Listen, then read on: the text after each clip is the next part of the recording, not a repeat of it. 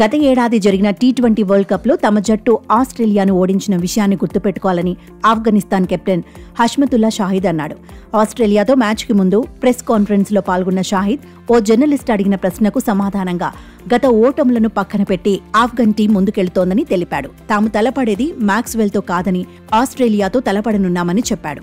Australia మీద ప్రణాళికబద్ధమైన game plan నిర్వహించేందుకు సిద్ధంగా ఉన్నామని పేర్కొన్నాడు.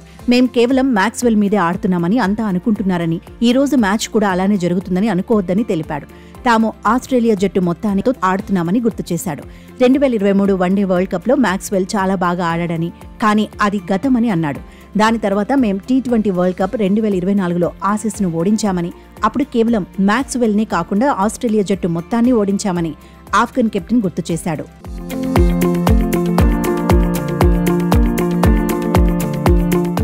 ఛాంపియన్స్ ట్రోఫీలో కూడా తాము ఆస్ట్రేలియాను ఓడించేందుకు సిద్ధమవుతున్నామని, మ్యాక్స్వెల్ ఒక్కడి కోసం కాదని హష్మతుల్లా షాహిద్ తెలిపాడు.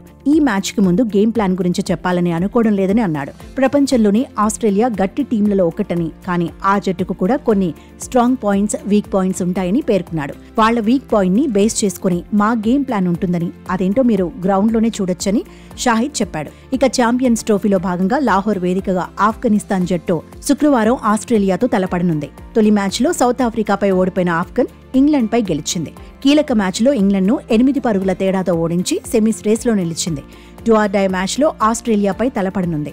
ఈ మ్యాచ్లో ఆఫ్ఘనిస్తాన్ నెగ్గితే నేరుగా సెమీఫైనల్స్కు చేరుకోవచ్చు.